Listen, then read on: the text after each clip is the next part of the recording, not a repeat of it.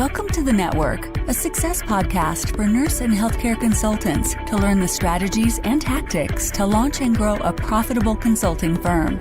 And now for your host, Elle Pearson.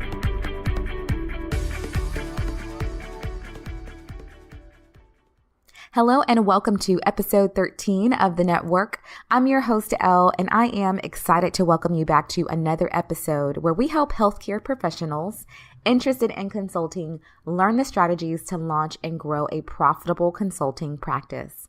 In today's episode, we're talking to healthcare IT and nursing informatics consultant, Whende Carroll. Whende had the opportunity to speak at the 2019 HIMSS conference. And for those of you who aren't familiar with the acronym HIMSS, it stands for Healthcare Information and Management Systems Society. The opportunity to speak at a conference of this magnitude is important for so many reasons, but primarily because you have vested stakeholders in the audience who have given you their full attention, who are dedicated to continuous improvement of their organizations, and at the end of the day, they have buy-in. But before we dive into today's episode with Whende, here's a word from our sponsor. Today's sponsor is the Nurse Consultant Network. If you're ready to leave the burnout from your current clinical role behind, then explore the options to monetize your clinical knowledge as a healthcare or a nurse consultant. In a few short days, I'm going to be releasing a new course inside the Nurse Consultant Academy called the 90-Day Nurse Consultant Launch. So if you're ready to start your nurse consulting firm and you just don't know where to start, then you'll definitely want to take advantage of this course. So to jump on the waiting list and be notified when this course is released, go to www.thenurseconsultantnetwork.com/launch to sign up. Now let's dive into today's episode.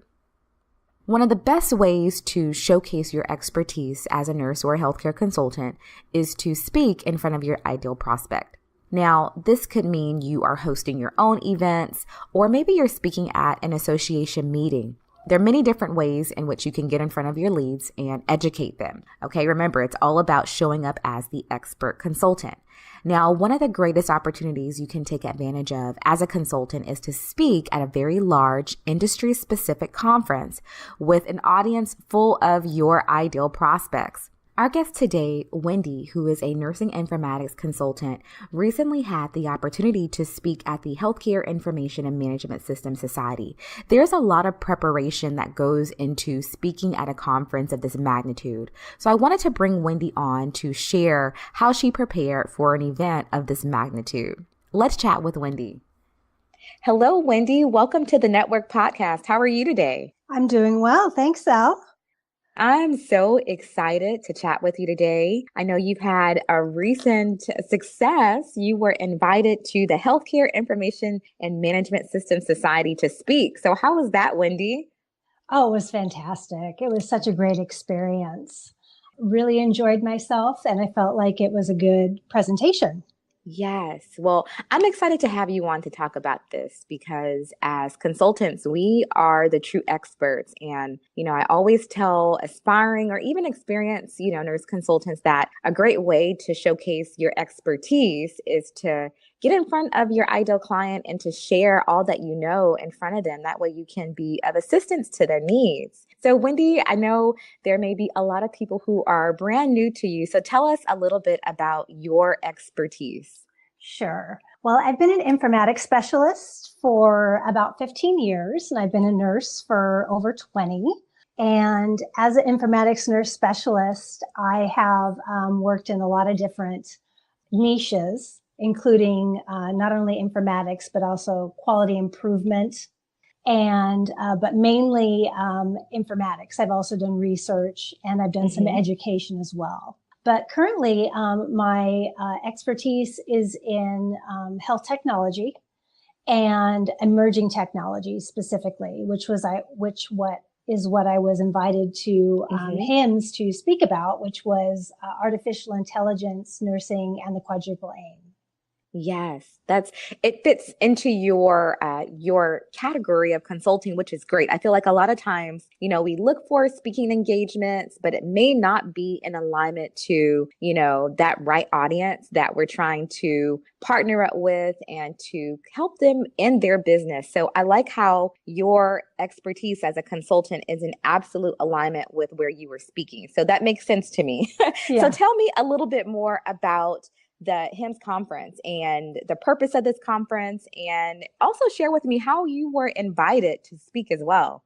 Sure. Well, the HIMSS conference is a global conference that is all about health IT, encompassing people who work, from a C-suite level in healthcare vendors and also hospitals and healthcare organizations, but also vendors and down to people who work at the front line in healthcare, such as physicians, and many nurses also go to this conference to learn every year. And this year was kind of the year of the nurse. Yes, I love that. Yeah, it really was. It was so great. It was so great.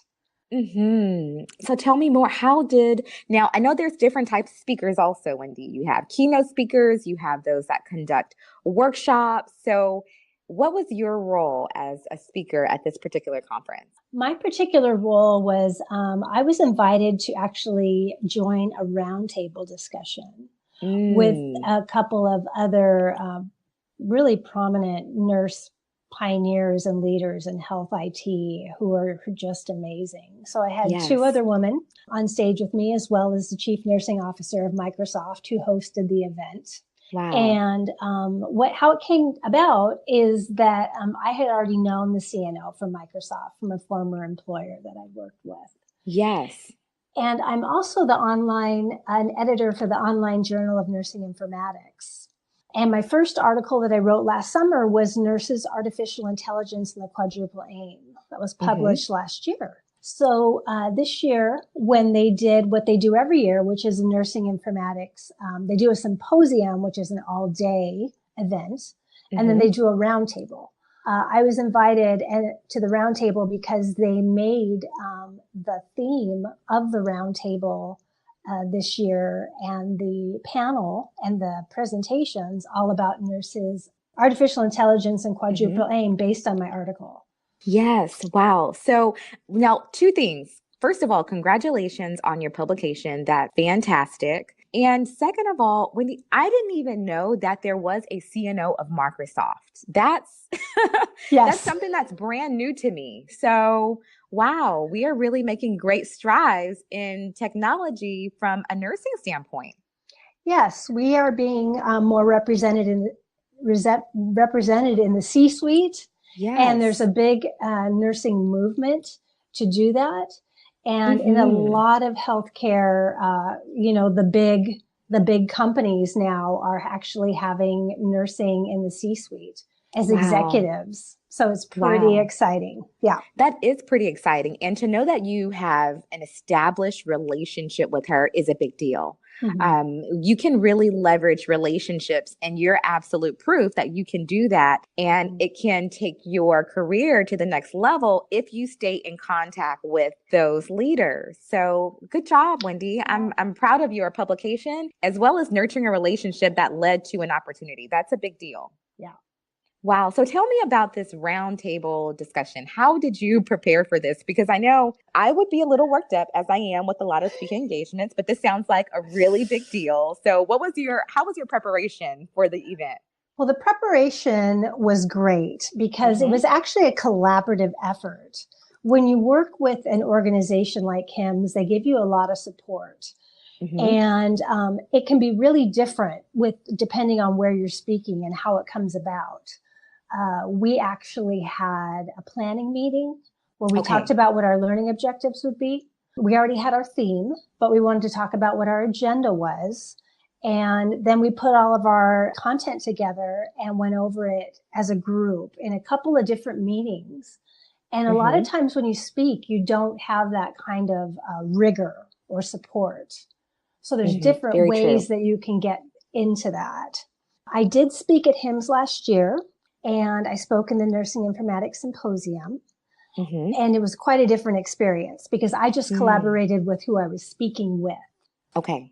So this was much more, again, there was much more of a process to this that was really stringent, which is very helpful because what I've found is when you're doing it on your own, you have to be very, as we all do, and in many things we do, and certainly in consulting, very disciplined about getting your work done. But having it this way and having meetings and having the planning sessions really gets you prepared. Yes, it sounds intensive, but it sounds like it's structured to the point where there won't be anything that's missed or where you miss, or it just sounds like you're, again, very structured. So I like the fact that you're working together as a group. So you didn't have to prepare a presentation or that type of thing. Or did you? I did actually. Okay. I presented the start of the presentation, which I talked for about 10 minutes about artificial intelligence. I was the educator and kind of set the stage for what the next two speakers were going to talk about, which was nursing and IT, and then the quadruple aim. So I kicked it off. And spoke for 10 minutes. All of the nurses spoke for 10 minutes after our introduction. And then we sat down for another 15 minutes and we took questions from the audience. I'm really interested to know, as far as you preparing your presentation, you know, when it comes down to, okay, what did your presentation look like? What type of software did you use to kind of produce that information for the presentation? Things we don't talk about, but I know when you're going to an engagement, sometimes you have to have, you know, a certain type of font, or it needs to be branded to the organization. So how did you guys kind of work that out as a group? Or did you already have those kind of set guidelines in place? You knew exactly what to do? Or how did that work out? I'm interested in knowing how you gathered everything together for your actual presentation. Sure. HIMSS had a certain setup they wanted. We were going to use PowerPoint, which we did. They gave us a blank slides with the way that they wanted us to format them, giving us some room to be able to put graphics in if we wanted to. We started out with an introduction slide that had our name on it and credentials, and then also where we could place our logos. So I did place my logo for my organization. Okay, very good. There. But we used PowerPoint, and we did have a set structure for that. And that's different than other presentations that I've given. Yes. I know, you know, again, you know, we oftentimes don't talk about, you know, what all it takes to get to that point when you're on the stage presenting your information. So I think that's something really important to highlight. And, you know, for those of you who are, you know, going to be speaking, it's always good to kind of find out that information if it hasn't been presented to you already. Those types of things are really important because I know, Whende, sometimes I will make all of my presentations in Canva. And so if we're using PowerPoint with this, which is with Microsoft, so my presentation may be a little off because I'm using it through a different software initially when I'm making it. So those types of things are really important. A lot of things we really don't talk about until, you know, we're there, we're presenting, but it's really important to find out all the fine details. Now, Whende, I know you have spoken before, but I want to know a little bit about how did you, let's see, how can I put this? How are you building yourself up to confidently speak about this topic? Were you fully confident when you went on stage? Were you a little bit nervous? I kind of want to know, like, what were you feeling before you went on stage? Okay, well, I'll give you a little background first. I told you I spoke at HIMSS last year, and I talked about predictive analytics and the impact on nursing care delivery. So I had quite a bit of time to be able to prepare for that. But honestly, when I found out I was going to present and there was going to be about 400 people in the audience, I realized that I needed some help. So I reached out actually to a speaking coach to help me prepare. Wow, Whende, that's fantastic. Yes. And it was so worthwhile. Yes. He was a great speaking coach. He was also a life coach. And I found him on LinkedIn. So just for all of you out there, those resources are out there. Those people are out there, and they're very, very interested, and they very much want to help you. But if you're not feeling confident, or if you're feeling anxious, all those normal things you feel about speaking, having a coach who also kind of gets into the life stuff, helps you to build your skills, because if you're anxious, there are likely underlying reasons for that. And you kind of have to dig deep into what those are. That's very true, Whende. I'm so glad you shared that. Because oftentimes, we can become extremely anxious. A lot of people don't really enjoy public speaking. And even when you've been doing it for so long, it can still kind of work you up a little bit. I get a little worked up too, but you have to change your mindset to think, okay, I'm here to serve them. And I found that when I can just chant to myself, I'm here to provide a service, I'm here to help them, they need me. That's really helped me kind of overcome that feeling of anxiousness, anxiety that I think we all are a little bit fearful of in the beginning. So I'm curious to know more about your speaking coach. How were your sessions with him? What did you talk about? How did he kind of help you work through preparing for your speaking engagement? Yes. My coach named Chris was somebody who was a life coach and a speaking presentation coach. And he's also been a teacher. He has a long history in doing a lot of different things. He's very inspirational. And what we did initially was we went through my slide deck, and we did a little bit of practicing, which at first, I was very anxious about, didn't feel very confident about. And he helped me through some exercises really break down what it was that I was anxious about, or what was holding me back from feeling confident. And the two things that we identified was that I had anxiousness, but then I also was scared about being speechless, like kind of getting up in front of the audience and then suddenly forgetting what I was going to say, or flubbing it up. So we talked about those things. And until we did some exercises, and, you really have to dig deep and you really have to reflect. And I realized that I had lifelong, issues, I guess we could call them, with that kind of thing, about not feeling confident in front of people and feeling like I didn't have a voice or something to say. When in fact, I dug down into those two things and realized that I could turn my anxiousness, that number one, was not speechless. I did have a voice. And that I could turn my anxiousness into excitement. That was the complete game changer and pivot for how I got rid of my anxiety and really did get revved up and really got excited about that talk. Wow, that's thank you for sharing that, Whende. It sounds like Chris did amazing things for you to be able to prepare for this.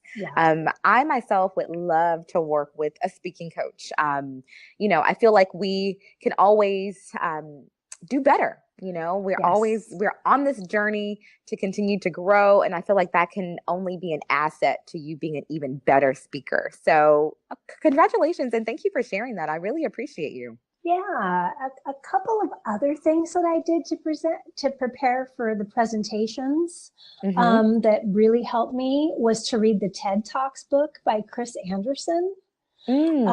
Great resource. I got so much good information from that. It was very tactical and also very inspiring, because he talked about a lot of, it tells a lot of stories about people's journeys. And how, and tactically again, what you need to do to prepare. So I learned a lot from that book. Great read. Okay. Tell me, who's the author? The book is called TED Talks by who, Whende? Chris Anderson. He is the founder of TED. Okay.